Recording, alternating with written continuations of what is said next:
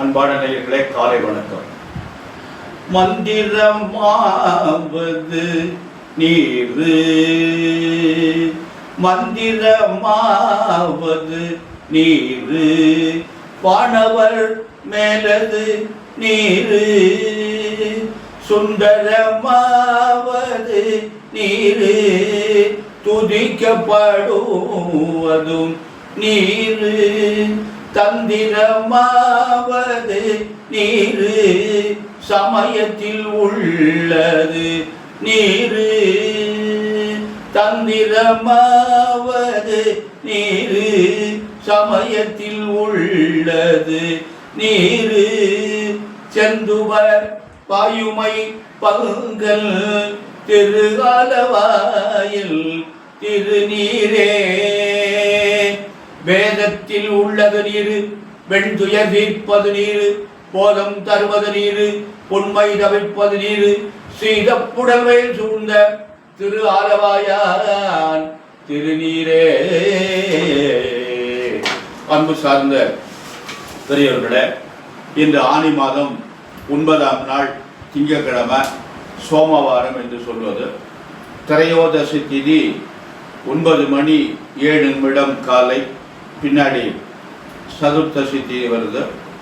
சதுர்த்தசி முடிச்சுட்டு அது கார்த்திகை நட்சத்திரம் இரவு 2:19. பின்னாடி ரோஹி நட்சத்திரம், மரண யோகம். ராகு காலம் 7:30 முதல் 9 மணி வரை. யமகண்டம் 10:30 முதல் 12 மணி வரை. குளிகன் 1:30 முதல் 3 மணி வரை. சூலம் கிழக்கு, பரிகாரம் கயிறு. அன்பான நேயர்களை, இன்று கிரகங்களாக எப்படி இருக்கிறது என்று பார்ப்போம். இன்று சூரிய பகவான் மிதுனத்தில் இருக்கார். அவரோட குரு சேர்ந்து இருக்கார். புதன் கீழே கடத்துக்கு இறங்கிட்டார். சூரியனை விட்டு ஒரு ஸ்டெப்பு முன்னாடி வந்துட்டார். சிம்மத்தில் செவ்வாய் கேது. சனி ராகு கும்பத்தில் இருக்கு. சுக்கிரன் மேஷத்தில் இருக்கு. சந்திரன் ரிஷபத்துக்கு வந்துட்டார். இதெல்லாம் இன்றைய கிரகத்துடைய அமைப்பு. அன்பான நேயர்களே, ராசி பலன்கள்லாம் எப்படி இருக்கிறது? மேஷ ராசிக்கு இன்று குரு பகவான் 3ஆம் இடத்துல இருக்கார். ஆனால் 4 கூடையவன் உச்சம் பெற்று 2ல் இருக்காரு சந்திரன். அது ஒரு நல்லது. 4ஆம் அதிபதி உச்சம் பெற்றது ஒரு நல்ல அமைப்பு மேஷ ராசிக்கு. சனி பகவானும் ராகு பகவானும் 11ஆம் இடத்துல இருக்கார். அது 2 ஒரு நல்ல அமைப்பு. அதனால இந்த மேஷ ராசி என்பவர்களால் நல்ல நாள், நல்லது நடக்கும். அதாவது இந்த 9ஆம் இடத்தை குரு பார்க்கிறார். அது ஒரு பெரிய சிறப்பு. கவனமாக நடந்து கொள்ளுங்கள், நல்ல முன்னேற்றம் இருக்கிறது. அன்பான ரிஷபராசி என்பவர்களே, உங்களுக்கு குரு 2ஆம் இடத்துல இருக்காரு.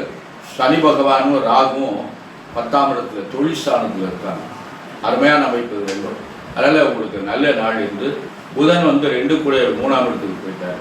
அவருக்கு வீடு கொடுத்த சந்திரன் உச்சம் பெறாரு. பலம் புதன் பலம் பெறுகிறார். அது ஒரு பெரிய சிறப்பு. அதனால ரிஷபராசி என்பவர்களை உங்களுக்கு அமோகமான நாள், நல்லது நடக்கும், நல்ல காரியங்களாக நடைபெறும். அன்பான மிதுன ராசி என்பவர்களை உங்களுக்கு ஜென்மத்துக்கு வந்திருக்கிறார் குரு. ஜென்மர் குரு, அதாவது ஜென்மர் ராமர் வனத்திலே. ராமருக்கு ஜென்மத்தில் குரு வர்றதா வனவாசம் போனார் அப்படின்னு சொல்லுவாங்க. இப்போ நம்ம வெளிநாட்டுக்கு போகிறதெல்லாம் வனவாசமாக இருக்கான். அதனால ஜென்மத்தில் ராமர் குரு வர்ற போது வெளிநாட்டுக்கு போகிற மாதிரி எல்லாம் இருக்கும். வெளிநாட்டில் இருந்தால் இங்கே இருக்கிற மாதிரி இருக்கும். வீடு வாங்குற மாதிரி இருக்கும். இடம் மாறுற மாதிரி இருக்கும். தொழில் மாறுற மாதிரி இருக்கும். பதவி மாறுற மாதிரி இருக்கும். இப்படியெல்லாம் எத்தனையோ இடம் மாற்றங்கள் இருக்குது. அதெல்லாம் நடக்கும். கவனமாக நடந்து கொள்ளுங்கள். பிரச்சனைக்கு எதுவும் ஆளாயிடாதீங்க. அதனால் அது கொஞ்சம் கவனமாக நடந்து கொள்ளுங்கள். கடகராசி என்பவர்கள் உங்களுக்கும் குரு பகவான் 12ஆம் இடத்துல இருக்கார். 12ஆம் இடத்துல இருக்க குரு பகவான் உங்களுக்கு தேவையில்லாத ஏதாவது விரயங்களை உண்டு பண்ணுவார். நன்மை இல்லை, நல்ல நேரம் இல்லை. பார்த்து ஜாகிரதையாக நடந்துவோம். மிதுன ராசி கடகராசி என்பவர்களால் வியாழக்கிழமை தோறும் தட்சிணாமூர்த்தியை வழிபாடு பண்ணுவது மிகவும் சிறந்தது. அன்பான கடகராசி என்பவர்களை பார்த்து ஜாகிரதையாக நடந்து கொள்ளுங்கள். சிம்மராசி என்பவர்களுக்கு அருமையான நாள், நல்ல நாள், நல்லதெல்லாம் நடக்கும், நல்ல காரியங்கள்லாம் நடைபெறும். ஏன்னா அவங்களுக்கு குரு பகவான் 11ஆம் இடத்துல வந்துட்டார். இருந்தாலும் சனி ராகு 7ல் இருக்கிறது நல்லதில்லை. அதனால் மனைவியினுடைய உடல்நிலை கவனமாக பார்த்துருவாங்க. கன்னிராசி என்பதில் உங்களுக்கு குரு பகவான் சரியில்லை. 10ஆம் இடத்துல இருக்காங்க. கெட்ட பேர் வர்ற மாதிரி ஏதாவது ஒரு சூழ்நிலையை உருவாக்கிடுவாங்க. பார்த்து நிதானமாக ஜாக்கிரதையாக நடந்து கொள்ளுங்கள். மேலே அதிகாரிகிட்ட எல்லாம் ரொம்ப மரியாதையாக பக்குவமாக நடந்து கொள்ளுங்கள். ஒரு கடை வச்சிருக்கீங்கன்னா வர்ற வாடிக்கையாளர்கிட்ட மக்கள்கிட்ட பக்குவமாக நடந்து கொள்ளுங்கள், நல்லது நடக்கும். கெட்ட பேர் ஏற்படுற மாதிரி எதையும் செஞ்சிடாதீங்க. அன்பான துளாராசி என்பதில் உங்களுக்கு அமோகமான நாள், நல்ல நாள், நல்லதுதான் நடக்கும். குருபகவான் வந்து இப்போ 9ஆம் இடத்துக்கு வந்திருக்காரு. ஓடிப்போனவருக்கும் 9ஆம் இடத்துல குரு, ஆப்டவனுக்கு அட்டமத்தில் சனிப்பார்கள். அதனால் இது குருபகவான் நல்ல இடத்துக்கு வந்திருக்காரு. நல்லது நடக்கும், நல்ல காரியங்களாக நடைபெறும். அன்பான துளாராசி என்பதில் உங்களுக்கு வந்து நல்ல காரியங்களாக நடைபெறும். அதுக்கு வாய்ப்பு நிறைய. 9ஆம் இடத்துல குரு இருக்காரு, நல்லது. விருச்சிக ராசி என்பதில் உங்களுக்கு குருபகவான் 8ஆம் இடத்துல இருக்காங்க. மற்ற கிரகங்கள்லாம் உங்களுக்கு எதுவுமே நன்றாக இல்லை. அதனால் பார்த்து புதுசாக எதையும் செய்யாதீங்க. தயவு செஞ்சு ஓராண்டு கொஞ்சம் 2 மாதம் ஆகிடுது, இன்னும் 10 மாதம் இருக்குது. 10 மாதம் கவனமாக நடந்து கொள்ளுங்கள். புதுசாக முதலீடு பண்ணாதீங்க, எந்த காரியத்தையும் துவக்காதீங்க. விருச்சிக ராசி என்பது. அடுத்தபடியாக தனுசு ராசி என்பது அவங்களுக்கு நல்ல காற்று வீசுகிறது. தனுசு ராசி என்பது சனி பகவான் ராகு 3ல், குரு 7ஆம் இடத்துல. திருமணம் நடைபெறும், குழந்தை ஏற்படும், வீடு கட்டலாம், வெளிநாட்டுக்கு போகலாம், தொழில் துவங்கலாம். இப்படி உங்களுக்கு தேவையான நல்ல காரியங்கள் அனைத்தும் நடப்பதற்கு இந்த தனுசு ராசி என்பதற்கு நன்றாக இருக்கிறது. ரொம்ப கவனமாக நிறைவாக பார்த்து செய்வோம். அன்பான மகர ராசி என்பதில் உங்களுக்கு 7னுடைய தாக்கம் இருக்கிறது. அது உங்களுக்கு ஒரு நல்ல அமைப்பை செய்யாது. அதனால் குருபகவான் 6ல் இருக்காரு. உடல்நிலை ரொம்ப கவனம் தேவை. உடல்நிலை மிக மிக ஆரோக்கியத்தில் ரொம்ப கவனமாக இருந்துருவோம். அன்பான நேயர்களை ஜாக்கிரதையாக நடந்து கொள்ளுங்கள். கும்பராசி என்பதில் உங்களுக்கும் ஜென்ம சனி இருக்கிறது, ஜென்மத்தில் ராகு இருக்கிறது. இருந்தாலும் குரு 5ஆம் இடத்துல இருக்கார், நல்ல இடத்துல இருக்கார். ஆகவே உங்களுக்கு நல்லது நடக்கும், நல்ல காரியங்கள்லாம் நடைபெறும். அன்பான நேயர்களை உங்களுக்கு கும்பராசி என்பவர்களுக்கு 7 இருந்தாலும் குருபகவான் 5ஆம் இடத்துல இருக்காது, பார்த்து கவனமாக நடந்து கொள்ளுங்கள். மீனராசி என்பதில் உங்களுக்கு குருபகவான் சரியில்லை, அதனால் பார்த்து ஜாக்கிரதையாக நடந்து கொள்ளுங்கள். 12ல் சனி பகவான் இருக்காரு, 12ல் ராகு இருக்குது. தேவையில்லை செலவுகள்லாம் ஏற்படும், நிச்சயம் ஏற்படுறதுக்கு வாய்ப்பு இல்லை. கொஞ்சம்னா நல்ல விரயமாக பண்ணுங்க. அதனால் குரு பகவான் உங்களுக்கு 7ல் சிரமத்தை கொடுத்துட்டு, குருவும் வந்து 4ல் இருக்காரு. அவரும் நன்மையை செய்ய மாட்டார். ஆனால் அவர் பார்க்குறது 9ஆம் இடத்தை பார்க்குறாரு. அந்த பார்வையில் நன்றாக இருக்கும். அன்பான மீனராசி, கும்பராசி, மகர ராசி என்பதில் பார்த்து கவனமாக நடந்து கொள்ளுங்கள். உங்களுடைய 7னுடைய தாக்கம் இருக்கிறது. கோளறு திருப்பதியும் பாராயணம் பண்ணுவோம். சனி பகவானுக்கு சனிக்கிழமை தோறும் எள்ளு தீபம் ஏற்றி விளக்கு போடுவோம். வன்னி பத்திரம் கிடச்சுன்னா அர்ச்சனை பண்ணுவோம். அன்பான நேயர்களை நான் எல்லாருக்கும் ஒன்று சொல்கிறேன், தப்பாக நினச்சிக்கிறாதீங்க யாருமே. பரிகாரம் என்று சொல்வது மிகவும் தவறு. பரிகாரம் என்று சொல்லுகின்ற வார்த்தையே மோசமான வார்த்தை. அதுவே தவறு. நீங்கள் நன்றாக சிந்திச்சு பாருங்கள். பரிகாரம் செய்வதால் ஏதாவது நமக்கு நன்மைகள் ஏற்படுகிறதா என்று பாருங்கள். இந்த பரிகாரத்தை நம்ம முறையாக செஞ்சோம்னா அதுக்கு பலன் உண்டு. நாமளும் பக்தியோடு செய்கிறது இல்லை, அந்த செய்கிறவங்களோட அதை முறையாக செய்கிறது இல்லை. அதனால் அந்த பரிகாரம் வந்து நமக்கு எந்த பலனையும் தருவதில்லை. அது வந்து அந்த மாதிரியெல்லாம் அவங்க கருத்துக்கள் இருக்குது. அதனால் அன்பான நேயர்களை நான் யாரையும் தவறாக சொல்லலை. எதையுமே முறையாக செஞ்சோம்னா நமக்கு நிச்சயமாக பலன் உண்டு.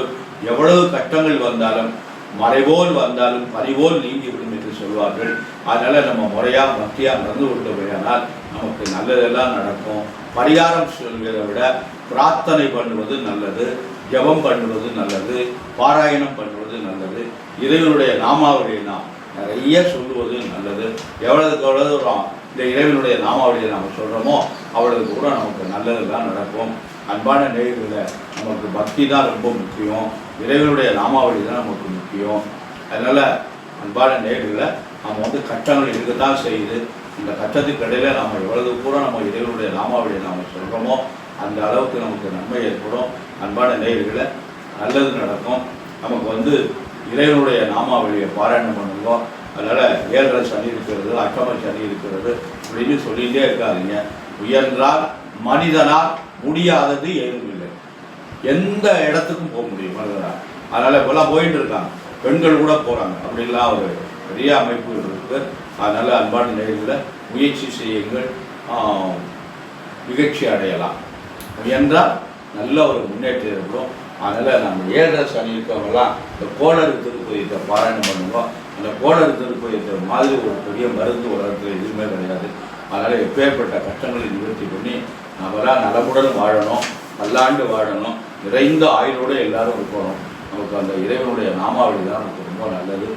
அதனால் அன்பான நேயர்களை நாம் வந்து எத்தனையோ முன்னோர்கள்லாம் நமக்கு நால்வரும் சைவ சமய புலவர்கள் நால்வரும் நமக்கு அருமையான தமிழ் மந்திரங்களை எல்லாம் கொடுத்துருக்காங்க. நம்ம அதை பாராயணம் பண்ணிட்டு வந்தோம்னா நமக்கு நல்ல பலன் வரும்.